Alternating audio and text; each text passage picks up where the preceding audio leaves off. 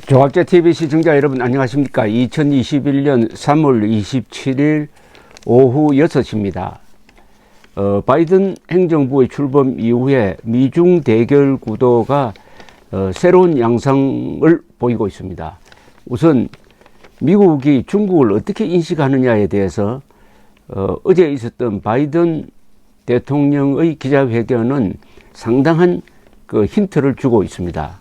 기본적으로 미국은 미국이 주도하는 세계 시스템, 즉 자유민주주의와 시장경제 시스템에 도전할 수 있는 상대로 보는 듯합니다. 그러면 이것은 경제 문제도 아니고 단순한 안보 문제도 아니고 가치관의 대결이 됩니다. 체제의 문제, 삶의 양식의 문제로 되니까 이것은 소련과 미국이 냉전을 했던 것과 유사합니다. 소련이 국제공산주의를 범세계적으로 확산시켜서 미국이 주도하는 자유민주주의 체제에 도전을 했고, 이걸 가지고 1946년부터 소련이 붕괴되던 1991년까지 약 70년 동안 대결이 있었습니다. 여기서 소련이 핵무기는 많았지만 결국 체제의 모순을 해결하지 못하고 자멸하고 말았죠. 그런데 중국은 또 다른 시스템을 가지고 나온다. 그 시스템은 현재로는 어떤 이론을 가지고 있다기보다는 일단 권위주의 정부로 보입니다. 그러니까 미국이 주도하는 민주주의에 반하는, 자유민주주의에 반하는 이런 권위주의적 시스템이 복잡한 세상에서 특히 코로나 사태와 같은 이런 긴급 문제 해결에는 권위주의적 방식이 오히려 옳다. 이번에 증명됐지 않느냐. 중국은 코로나를 일찍 극복해가지고 작년에 연평균 경제성장이 한 6%인데 미국은 마이너스지 않느냐. 50만 명 이상이 죽었지 않느냐. 이렇게 이야기를 하면서 중국 시스템을 세계적으로 확산시킨다. 그러면은 미국은 그것은 참을 수 없다. 미국은 미국적 가치, 자유와 인권을 핵심으로 하는 미국적 가치를 세계에 확산시키는 것을 최고의 국가의 이익으로, 국가의 사활적 국익으로, vital interest, 국익으로 보는 나라입니다. 그런 배경 속에서 어제 바이든이 아주 뼈있는 말을 몇 마디 했습니다. 기자회견 62분 중에 약 8분을 중국 관련 언급으로 메웠는데요. 이렇게 이야기했습니다. 중국은 세계를 이끄는 국가, 세계에서 가장 부유하고 강한 국가가 되려는 종합적 목표를 갖고 있다. 내가 있는 한 그런 일은 일어나지 않을 것이다. 이것은 중국이 경제 대국뿐만 아니라 군사 대국뿐만 아니라 지도력이 있는 세계 최강국을 지향하고 있다. 패권 국가를 지향하고 있다. 그렇게 인식하고 있다는 거죠. 미국이 중국을 그런 식으로 인식하고 있다는 겁니다. 그런데 중국 지도부는 우리는 그럴 욕심이 없다라고 계속 부인을 하고 있습니다. 그러나 이 도전자보다는 챔피언이 더 의심이 많아요. 도전자가 막 올라올 때는 거기에 시기심과 질투심과 의심을 갖게 됩니다. 그러면은 중국이 더 크기 전에 중국이 길을 꺾어야 되겠다 해가지고 전쟁을 하는 수가 있습니다. 이걸 투키디데스의 함정이라고 그러는데, 이 그리스에서 펠로폰네소스 전쟁이 있었는데 그 원리가 바로 투키디데스의 함정이고, 이것이 1차 세계대전 때는 세계 패권 국가이던 영국이 도전하는 독일과 전쟁을 했다. 이런 맥락에서 앞으로 미국이 도전 국가인 중국과도 전쟁을 하게 되지 않을까 하는 이런 시각으로 보는 사람들이 많아요. 바로 어제 바이든 이야기가 바로 이런 이야기입니다. 세계 패권 국가가 되는 것은 용납하지 않겠다는 겁니다. 그런데 지금 경제력에서는 말이죠. 이 구매력 기준으로, PPP 기준으로는 중국의 GDP 규모가 이미 몇 년 전에 미국을 앞섰습니다. 환율 기준으로도 명목상의 GDP 계산으로도 머지않아 중국이 미국보다 더 큰 경제 규모를 갖게 되게 되어 있습니다. 이걸 막을 수가 없어요. 그러나 군사력은 지금 미국이 훨씬 더 압도적이고 군사비 지출도 중국의 한 3배 정도 됩니다. 그리고 R&D 부분, 과학기술 분야에 가면은 이건 상대가 되지 않죠. 그래서 종합적 국력으로는 미국이 계속 1등을 달릴 텐데 바이든의 이야기는 하여튼 추격을 허용하지 않겠다는 겁니다. 바이든은 또 미중 경쟁을 자유민주주의와 독재, 인권과 반인권의 시각으로 본다는 인상을 깊게 남겼습니다.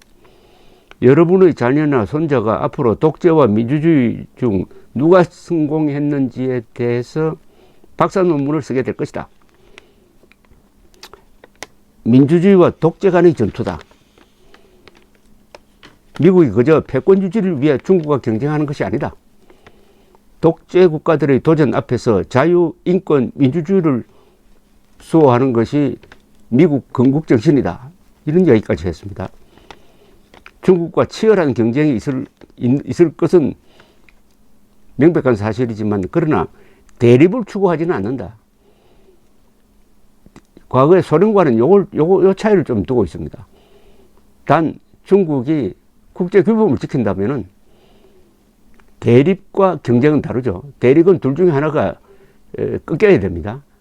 그러나 경쟁은 서로 윈윈할 수가 있어요. 그래서 아직은 중국을 적대적으로 보지 않고 경쟁적으로 본다. 그럼 언제 경쟁적으로 볼 상대가 적대적으로 바뀔 수도 있다. 예컨대 시진핑이가 자기는 생전에 모택동과 같은 반열의 지도자로서 중국 역사에 기록되기를 원하는 이런 야심을 가지고 대만을 먹으려고 그럴 때, 대만을 무력 침공하려고 할 때는 미국과 중국 사이는 경쟁 관계가 아니라 적대 관계가 되고 그것은 전면적 대결 구도로 가겠죠. 바이든은 오바마 행정부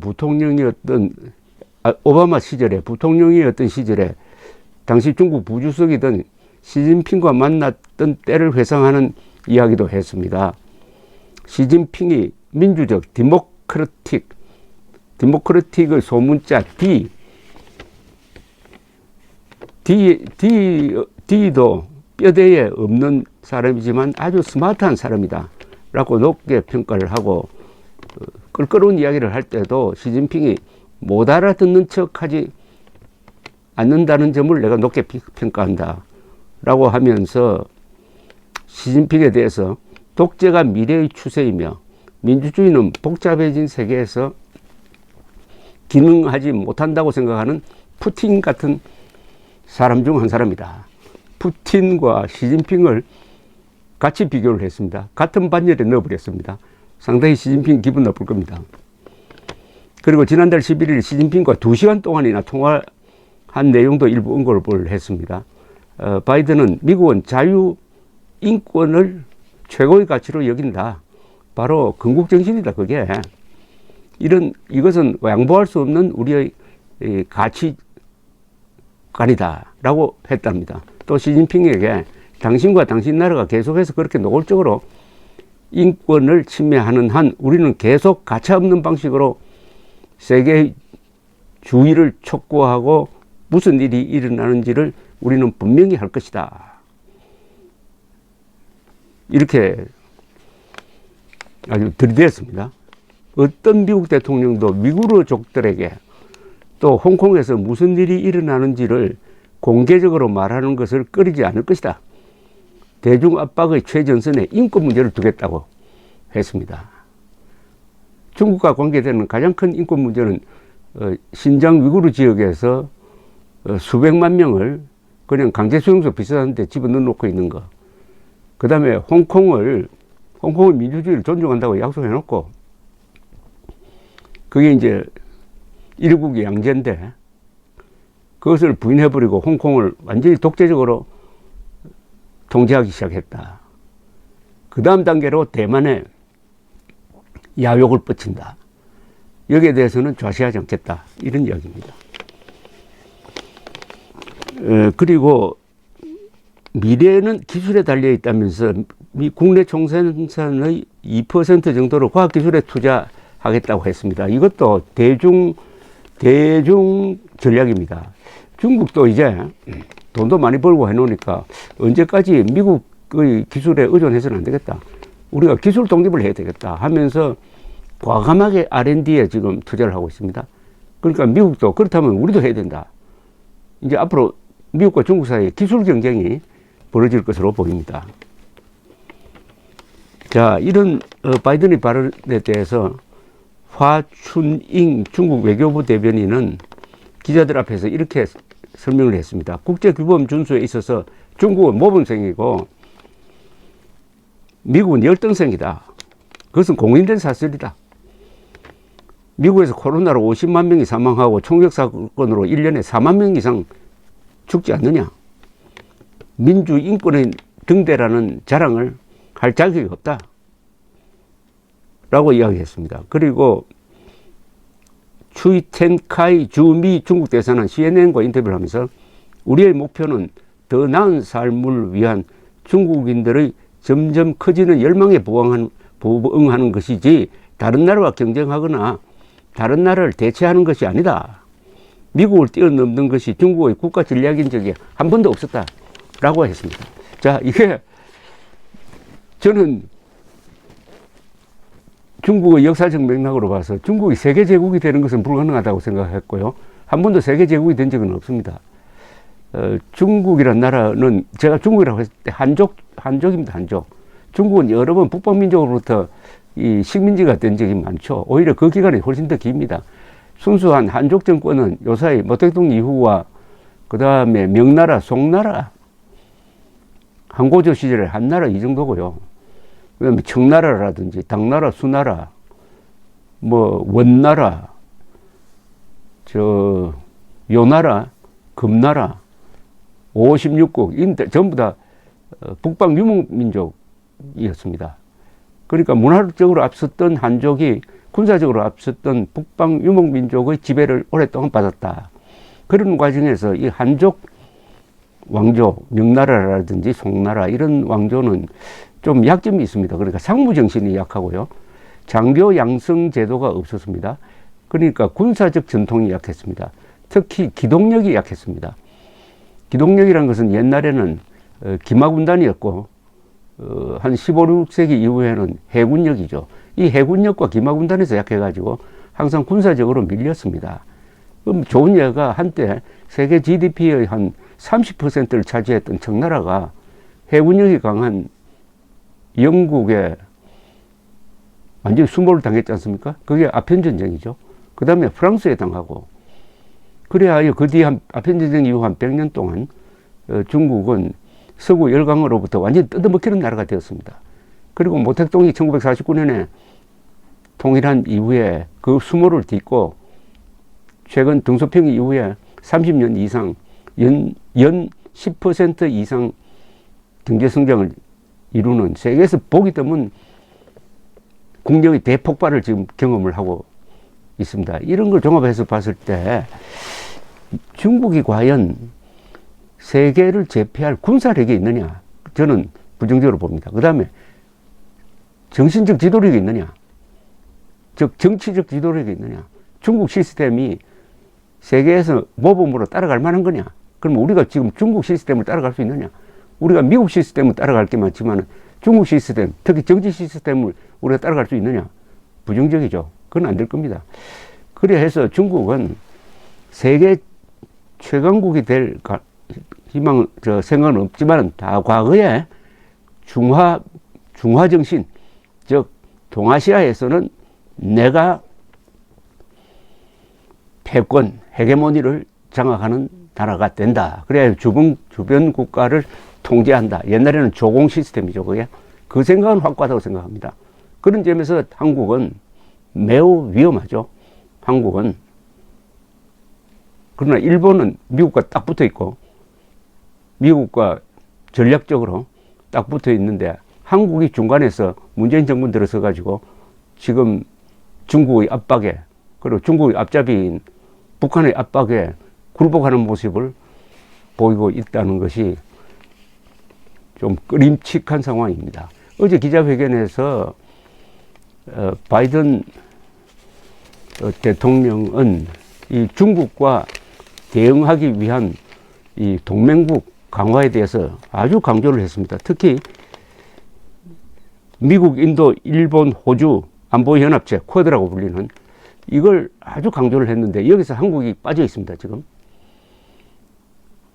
한국을 미국이 동맹국으로 신뢰하지 않는 듯한 느낌을 어제 받았습니다. 그러면 우리가 뭐 유리해집니까? 한미동맹이 약해지는 게 지금 우리 국민들의 삶에 득이 됩니까? 손해가 됩니까? 한미동맹이 약해질수록 핵을 갖지 않는 한국은 중국과 북한 때로는 러시아의 동대북이 될 것 아닙니까? 어쨌든 어제 바이든 대통령의 첫 기자회견은 미중 대결 구도의 윤곽을 뚜렷이 했다는 점에서 의미가 있었습니다. 감사합니다.